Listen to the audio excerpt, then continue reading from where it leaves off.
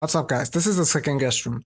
Right, so as soon as you get here, you're supposed to have just one sand because we killed the 3 enemies back in the first fight and then we zipped twice.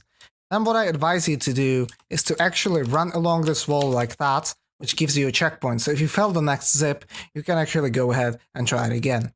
The only thing is you're gonna have to watch a short cutscene because of it, which is right here. There are a couple ways to get through this area. Some are really fast, some are not as fast. What you gotta do here is hit certain triggers. The first one is on the third pole right in front of me. The second one is in that hole right there. This is the hole, and another trigger is in that hallway. So the easiest way to get through this area is to not zip at all.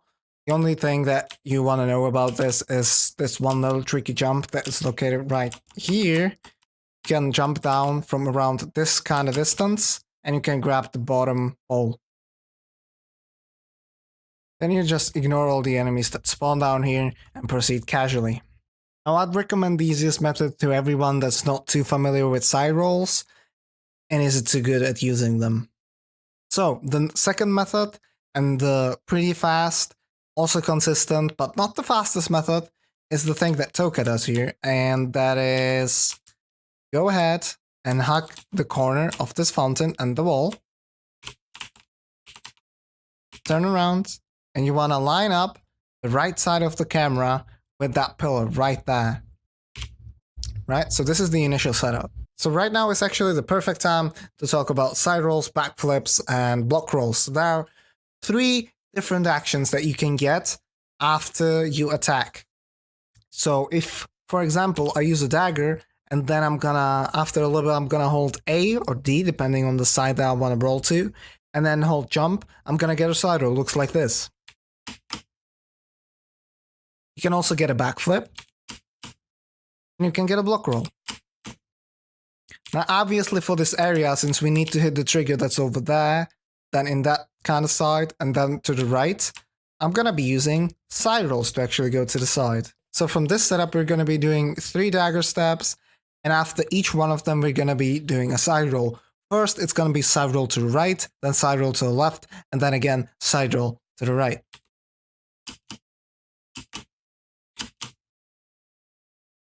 After we do these 3 side rolls, you want to go into first person view and just aim straight.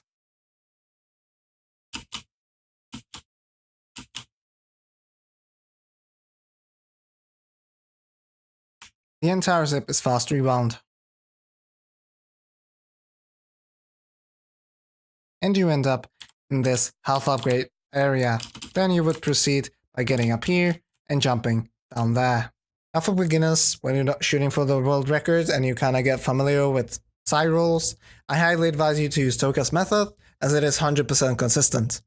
Now I have a setup to do this zip faster, but it's a little bit harder and it's not 100% consistent. It's got like a 90% success rate.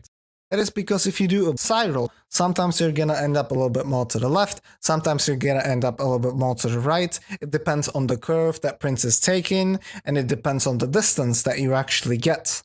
That means if you do the exact same setup and do the exact same side roll, you still might get different results. So the fastest way to get through this area is to run around here, use the landscape view, and then wall run on top of this fountain. Then you want to turn around, slash the dagger 3 times to get into the right starting position. Then you want to parry, wait a little bit, and after that you're gonna do a down zip. Down zip is jump and salt slash. Down zip is a zip that obviously takes you downwards and is done by jumping and salt slashing. Now if you're just standing like this, you cannot actually jump and salt slash. It's always gotta be done after some kind of action. So if you parry, then you have this kind of combat stance. In that combat stance you can jump and salt slash, but after that you lose the combat stats again. Now a down zip has 2 parts. Obviously you zip the jump itself, but you also zip the salt slash. The salt slash is the animation that gets you downwards.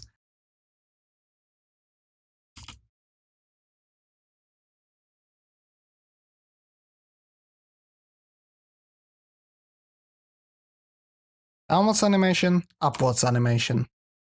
So when you're in this initial position and you do a parry, then wait a little bit, then do a jump salt slash.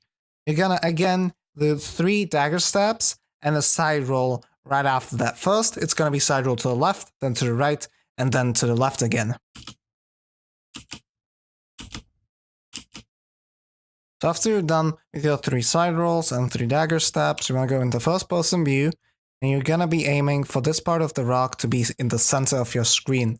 The aim needs to be really fast, otherwise the entirety of the zip is not gonna fit in. By that I mean not all the actions are gonna get in the rewind. From there, you're just gonna do a walk wheel and zip normally.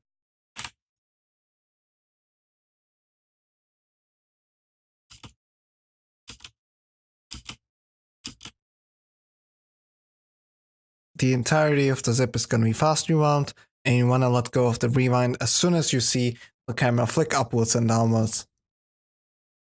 And you end up all the way down here.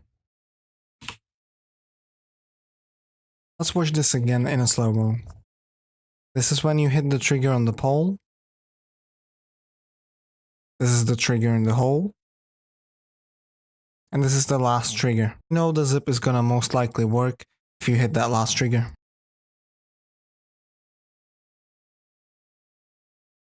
In this example, you see a very rare occurrence of me hitting all the triggers except for the last one and still ending up in bounds. This doesn't happen too often. Usually if you miss the last trigger, you're gonna end up out of bounds. If you're not hitting any of the triggers, then either your angle is wrong or you're being too far forward, so you're not hitting the trigger on the pole and you thus cannot hit the other triggers.